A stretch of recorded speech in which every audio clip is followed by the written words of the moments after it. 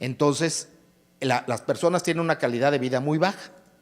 Se ha hecho investigación y se ha visto que hay muchas moléculas que intervienen en la inflamación, pero hay una específicamente que se llama TNF-alfa. Ya ven que tienen nombres en código para poderlas distinguir. Esta molécula mantiene el círculo vicioso de la inflamación que nunca termina. Entonces, ¿cómo podemos nosotros neutralizar esta molécula? Con un anticuerpo monoclonal. Supóngase, por ejemplo, ¿me permite? ¿Puede pararse tantito? Entonces, si me da su nombre, por favor. Carla Mejía. Carla Mejía, ¿de dónde? Guatemala. De Guatemala. Entonces, nuestra amiga Chapina viene siendo el TNF-alfa. ¿Sí? Se tiene que unir a su receptor, que sería, aquí lo podemos ver por acá. Raquel Lazo de Honduras. Raquel, perfecto. Entonces, tenemos que, la chapina se tiene que unir con la catracha y en ese momento tenemos inflamación. ¿Sí? Entonces, yo soy el anticuerpo monoclonal y lo que hago es que la abrazo y no la dejo llegar. Y de esta manera, muchísimas gracias, interrumpimos el círculo vicioso de inflamación. Esto es lo que hace el anticuerpo, abraza la proteína, después la destruye. ¿Perdón? La protege, entonces rompemos la inflamación y entonces tenemos una persona que tenía la artritis y que de repente ya no la tiene. O una persona que tenía psoriasis y de repente se limpia. Y cuando estos medicamentos funcionan, es como magia. Es así como en la película de Ben-Hur, no sé si ustedes la vieron, cuando llega Cristo con los leprosos y les dice, tu fe te ha salvado y se limpian, así. O sea, son medicamentos tremendamente efectivos y que han ayudado a muchísimos pacientes. Entonces, pues obviamente, pues han sido muy buenos. Pero ¿cómo los fabricamos? Entonces, aquí también vamos a entrar al terreno de la ciencia y ficción. ¿Sí? Ya después en la noche nos echamos ahí unos rones abuelo para que se imaginen esto con más detalle. ¿Sí? Pero ¿cómo se hace? Entonces, nosotros tenemos nuestro TNF-alfa, ¿sí? El TNF-alfa es una molécula que en ciertos casos se vuelve patológica, ¿de acuerdo? Nos causa daño. ¿Por qué no la destruye nuestro sistema inmune? Porque es una molécula nuestra. Entonces, cada proteína tiene lo que le llamamos etiquetas moleculares. Las más conocidas son como los tipos sanguíneos. ¿Sí? Por ejemplo, ¿conocen ustedes su tipo sanguíneo? ¿Sí? ¿Cuál? O negativo. ¿Alguien es A? ¿Ok? ¿Alguien es B? Y yo soy AB. ¿Qué quiere decir esto? El A es la etiqueta A. Si nosotros le transfundimos a una persona que es tipo A glóbulos rojos tipo B, de inmediato el sistema inmune los destruye y la persona puede morir. Entonces hay que dar el tipo de sangre que corresponde. Entonces, el que tiene A es A, el que tiene B es B, el que es AB tiene los dos y el que es O no tiene ninguno. Entonces, estas son las etiquetas. Nuestro TNF-alfa nunca lo va a destruir nuestro propio organismo porque tiene las etiquetas de nosotros. Entonces, no va a haber una defensa contra eso. Pero sí podemos purificar el TNF-alfa humano e inyectárselo a un ratón. ¿De acuerdo? Entonces, el ratón de inmediato lo lee y dice, esa proteína no es mía. Y sus linfocitos, que es el tipo de glóbulo blanco que produce los anticuerpos, lo podemos nosotros aislar. Y ya tenemos una célula que está produciendo anticuerpos anti-TNF-alfa. Y de aquí vamos a producir la clona. Vamos a hibridizar este linfocito de ratón con una célula tumoral humana para construir una nueva célula que se llama hibridoma, que se reproduce muy rápido, como las células cancerosas, pero que produce los anticuerpos anti-TNF-alfa. ¿Vamos bien o me estoy yendo muy rápido? Entonces, esto es una célula nueva. Ese es un hibridoma, una célula híbrida de ratón y humano. Por eso les digo que suena así como si uno se hubiera fumado algo nutritivo. ¿Sí? Entonces, esto es lo que tenemos. Esto es una clona. ¿Qué quiere decir clonar? Porque todos usamos esto de la clona. ¿Sí? Entonces, ¿qué quiere decir clonar? Clonar es copiar idénticamente toda la información. Por eso, de repente dice uno, ¡ay, me clonaron la tarjeta de crédito! Sí, quiere decir que de repente aparecieron en el estado de cuenta ahí que se gastaron $60,000 en Berlín. Y dice uno, ¿cómo que Berlín? Pues si yo nunca he salido de mi país, ¿no? Es que alguien copió la información idéntica y de ahí pudo obtener los resultados. Eso quiere decir clonar. Por ejemplo, tenemos el caso de que, si me das su nombre, por favor. Michael. ¿De dónde? Costa Rica. De Costa Rica. Entonces, a Michael le sucedió en una ocasión, ¿sí? Estaba ahí paseando por el Museo del Oro en San José y llevaba un niño ahí en uno de los parques y llega una señora y dice, ¡ay, Michael, ese niño parece tu clona! Michael no supo qué contestar porque era el hijo del vecino.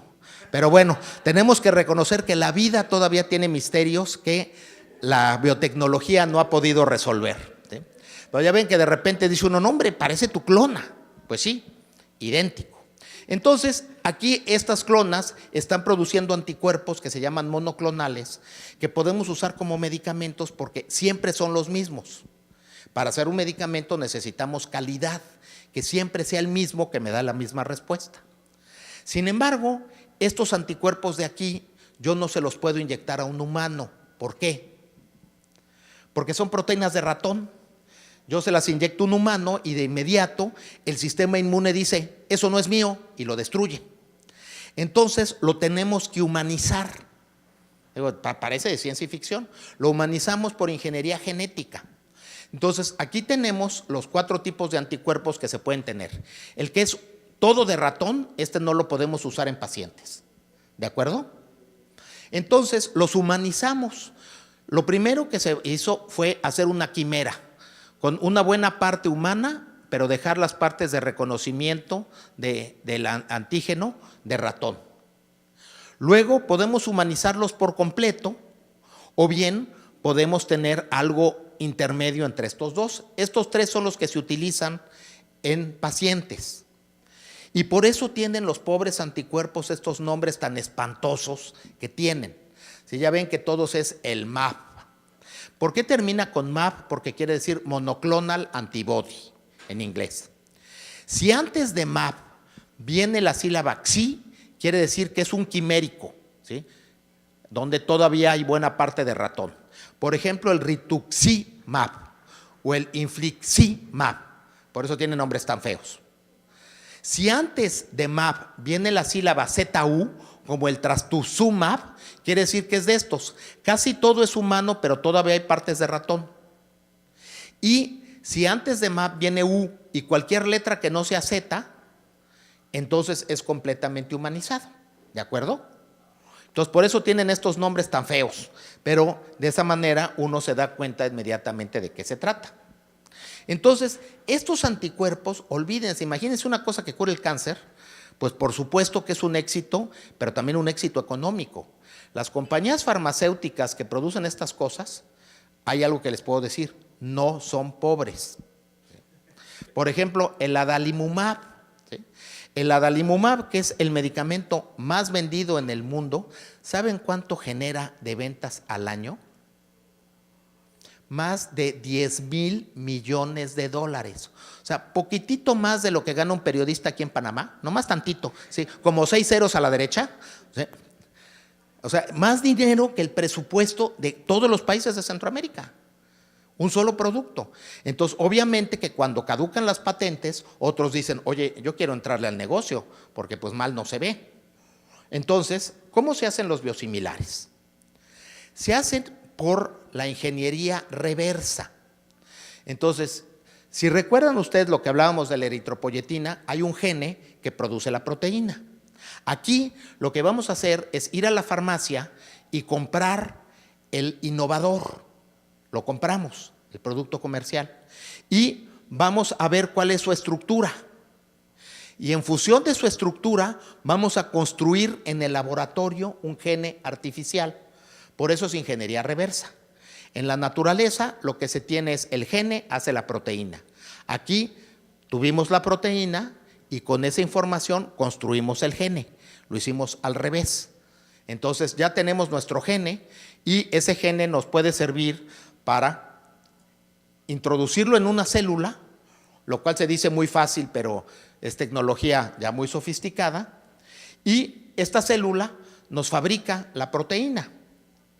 Pero esto no es un proceso fácil, porque del gene lo que vamos a tener es una cadena de aminoácidos.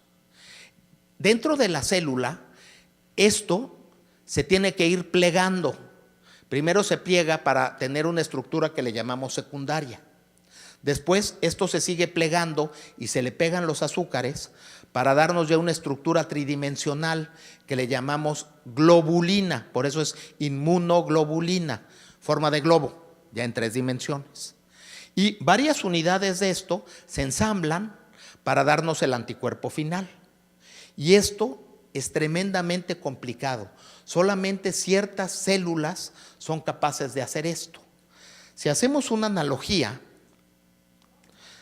estamos en Panamá, que es una ciudad marítima por excelencia. Entonces, ¿qué es lo primero que aprende a hacer un grumete en un barco? Nudos. ¿Sí? Con la misma cuerda se pueden hacer una infinidad de nudos. Y si yo necesito este nudo y hago este, no me va a servir. Necesito la conformación adecuada, con la misma cadena. Entonces, el gene me da la cadena que sería como la cuerda. Pero después la célula tiene que darle la conformación adecuada. Estas células son las fábricas de los anticuerpos. Valen millones y millones y millones de dólares. Yo conozco 2 fábricas de anticuerpos. Una de Roche en Basilea y una de Pfizer en Irlanda. ¿Sí? Me llevaron, pues uno se deja ir, ¿no? Es un profesional.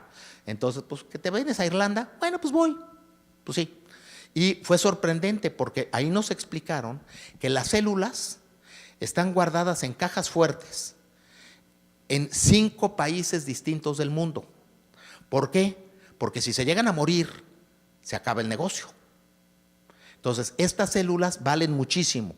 ¿Por qué en cajas fuertes? Porque los espías industriales, o sea, ya no es ahorita como James Bond, ya se acabó la Guerra Fría. Los espías industriales, si se llegan a robar una de estas células, se la llevan a su laboratorio, ya tienen la fábrica, tienen la forma. Entonces, imagínense lo que vale esto. Entonces, por eso se tiene con muchísimo cuidado.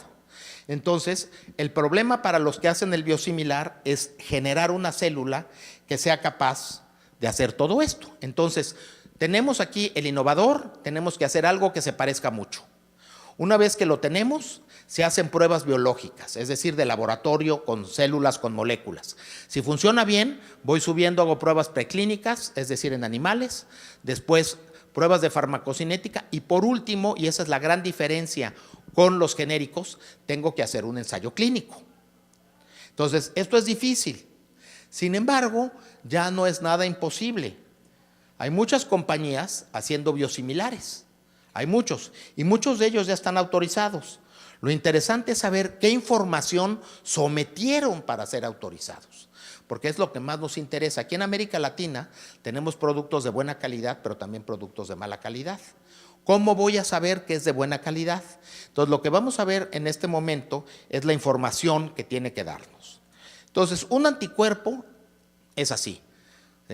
Estas son las partes que van a reconocer al antígeno. Y esta es la parte que se llama el fragmento FC, que tiene los azúcares, que también va a reconocer otro tipo de cosas. Entonces, tiene que ser idéntico en esta parte y muy parecido en esta otra, ¿de acuerdo? Nunca va a poder ser idéntico, porque lo hacemos con células vivas, ¿sí? Entonces, primera información que nos tienen que dar, que los aminoácidos, es decir, los legos, estas unidades de la proteína, sean las mismas. Entonces, aquí tenemos un biosimilar, el CTP-13, que es un infliximab, comparado con el infliximab innovador. Tenemos aquí el CTP-13 y aquí el innovador. Son 3 lotes. Entonces, están los piquitos, cada piquito es un aminoácido y son iguales. Siempre son iguales. ¿Por qué tienen que ser iguales? Porque esto viene del gene. Y el gene lo hicimos nosotros. Entonces, tienen que ser igualititos. Si no son iguales, no puede ser biosimilar.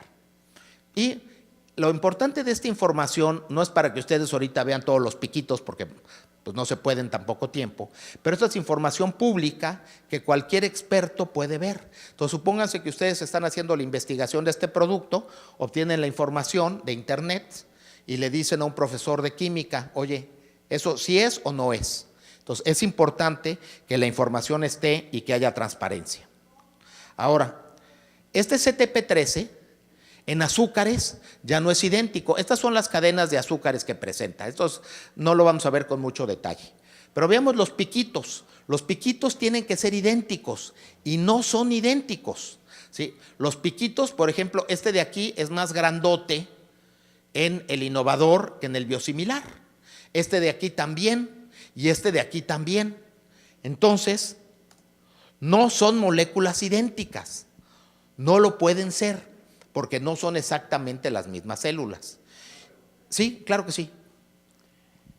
Si en el intento de hacer biosimilar que funcione, ¿cuál es la razón de que uno sí, una tecnología puede funcionar y el otro no?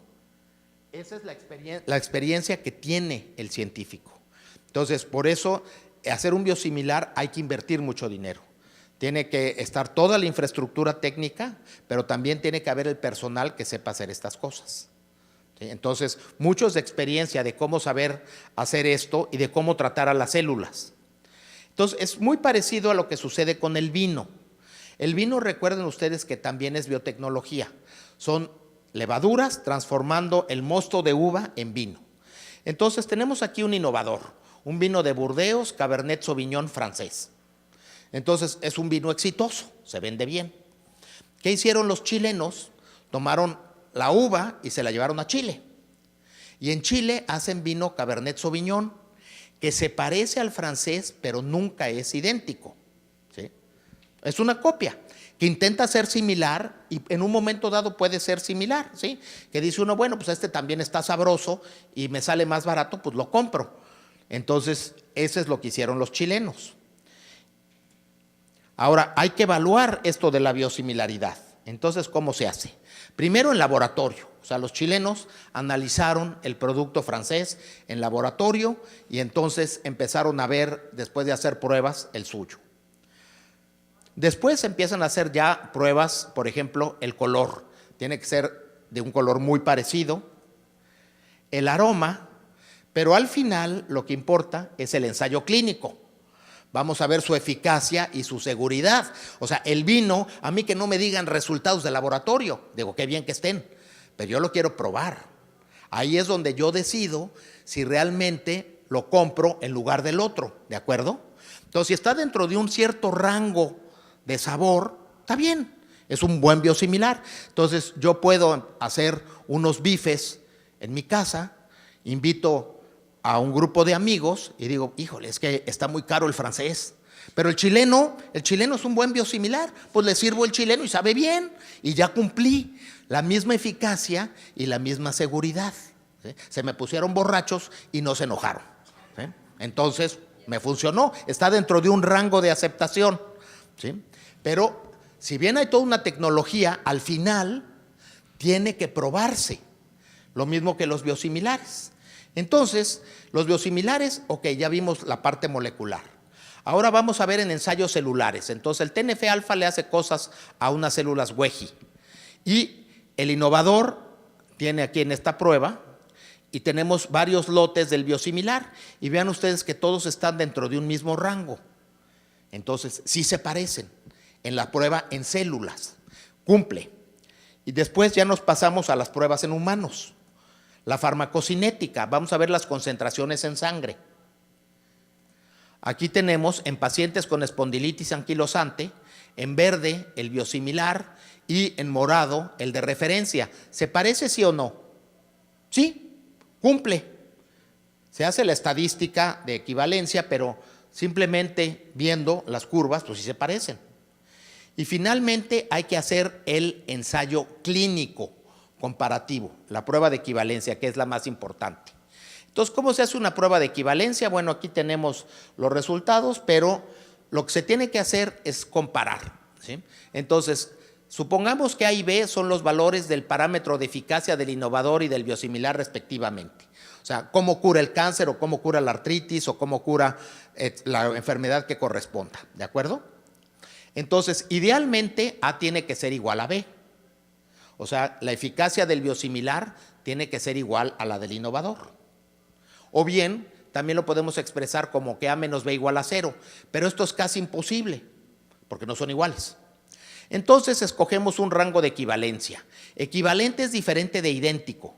Equivalente quiere decir que está dentro de un rango de aceptación. Idéntico es que es igualito. ¿Vamos bien? Entonces, vamos a estudiarlo en dos grupos balanceados de pacientes. ¿Qué quiere decir balanceado? Quiere decir que mismo número de hombres y de mujeres, mismo grado de enfermedad, mismas razas, etcétera, porque si no, no son comparables. Entonces los estudiamos. ¿Por qué tenemos que estudiarlo en muchos pacientes? ¿Sí? Un número grande de pacientes. Bueno, aquí es un producto biotecnológico de mi país, es un medicamento muy utilizado que no cura los males del cuerpo, pero que es extremadamente eficaz para curar los males del alma. ¿Sí? Entonces, cuando tengan una pena de amor, esta es la solución. Con un mariachi, ¿sí? Al rato lo tenemos. Pero, ¿qué pasa? Supónganse ustedes que hacemos más al rato una prueba. Entonces, todo mundo se tiene que tomar 3 caballitos de tequila. Del mismo tequila nos lo vamos a tomar cada media hora y se lo tienen que tomar todos a la misma velocidad. Entonces, ¿qué es lo que va a pasar? ¿Vamos a tener la misma respuesta todos? No. O sea, va a haber una que va a empezar a llorar y va a decir, es que yo sí lo quería, realmente sí era bueno y se fue. Otro que se puso agresivo y ¿qué me ves tú o qué? Otro que ya está en los sanitarios expulsando algunos líquidos corporales que mejor no entremos en detalles. Y otro que está esperando que le sirvan el cuarto tequila. No todos reaccionamos igual, ¿de acuerdo? Entonces necesitamos estudiar un buen número de pacientes para tener conclusiones sólidas. Entonces eso que dicen con un medicamento, es que lo estudiamos en 12 sujetos y salió parecido, no, eso no es cierto. Hay que estudiarlo en suficientes pacientes para tener conclusiones válidas. Esto es bien importante. Por eso cuestan caros estos estudios. Pero si yo voy a ganar 10,000 millones de dólares, pues por supuesto que puedo invertir unos 3 millones en hacer un buen ensayo, por favor. ¿Hay la ciencia estipula alguna cantidad mínima? Sí. Una muestra. Sí, ahorita mire, se calculan así. ¿Sí? Entonces, el propósito de en todo ensayo clínico es obtener información que se pueda extrapolar a una población de pacientes. Sí, por favor.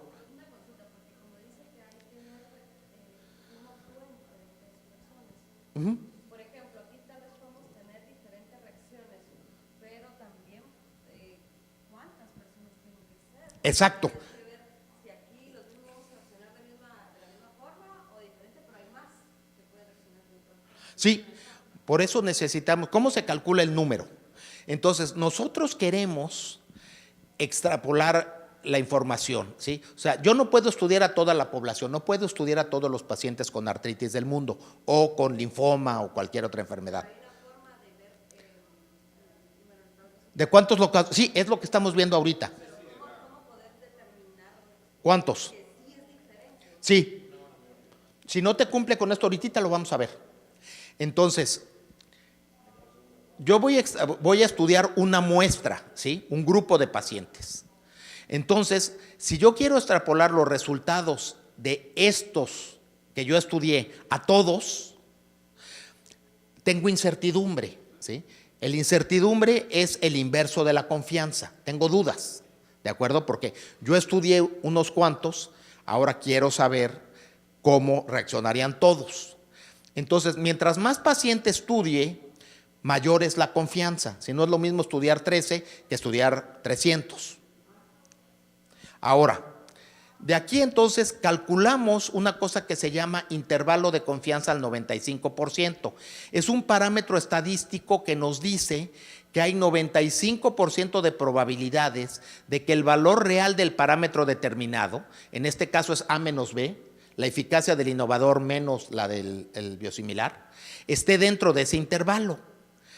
Y si ese intervalo de confianza está dentro del rango de equivalencia, se considera biosimilaridad. Vamos a ver algunos ejemplos concretos de esto. Entonces, esto es lo que hacemos. Tenemos aquí A menos B. La situación ideal es que fuera 0, que fueran idénticos, pero eso no puede ser, ya lo vimos. Entonces, se fija un límite inferior de equivalencia y un límite superior. Estudiamos un buen número de pacientes y calculamos este intervalo de confianza. Si está dentro el intervalo de confianza de los límites establecidos, declaro que es equivalente. Puede ser que haya mucha variabilidad o poquita, pero si está dentro, está. Esto es como cuando metes el coche al garage. Mientras no le pegues al muro, todo está bien, ¿sí? Si estás a la izquierda, estás a la derecha o estás bien centradito, todo está bien. Si le pegas al muro, va a salir tu mujer y te va a empezar a gritar: estúpidos hombres, no saben conducir un coche, etcétera, ¿sí? Entonces, exactamente, sí.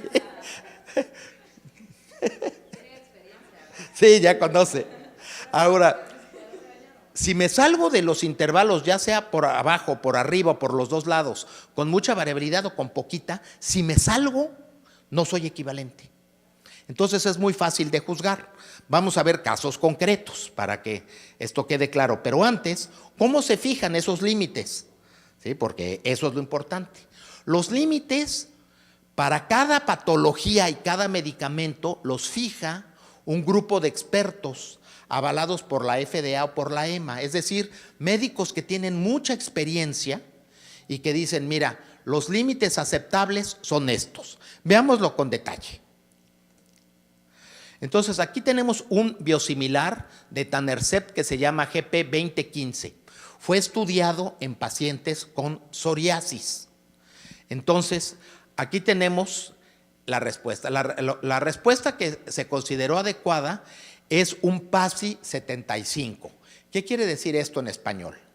Entonces, el paciente con psoriasis es una enfermedad de la piel.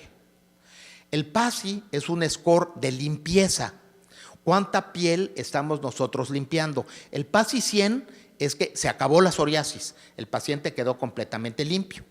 Aquí la respuesta que se considera adecuada es un PASI 75. 75% de la inflamación de la piel desapareció. ¿Vamos bien? ¿Perdón? Sí, bueno, va a haber por supuesto, eventos adversos que hay que revisar.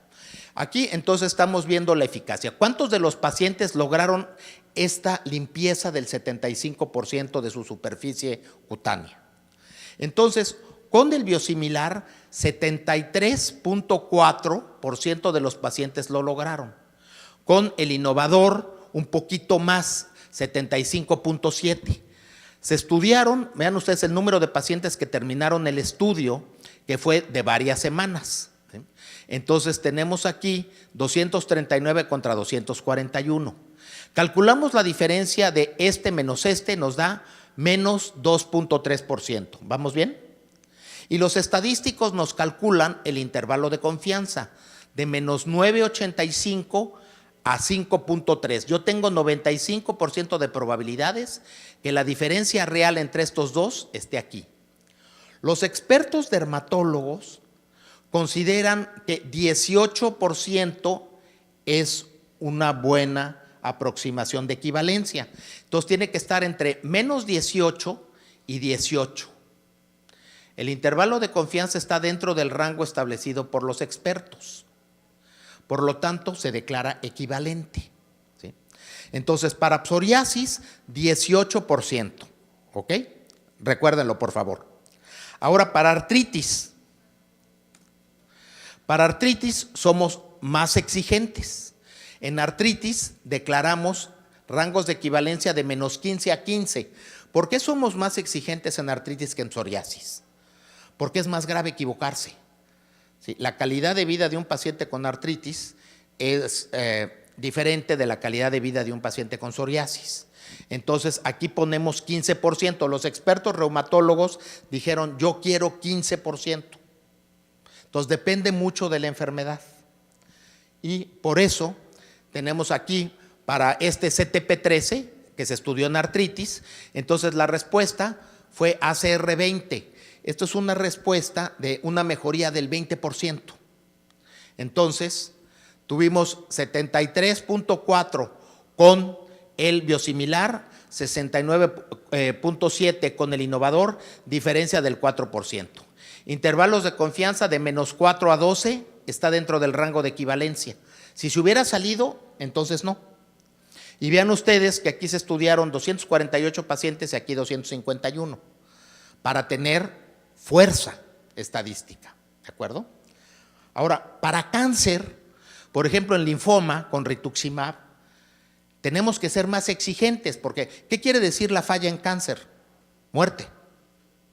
Entonces, no podemos ser tan abiertos como en psoriasis a 18%, se es más exigente, 12%.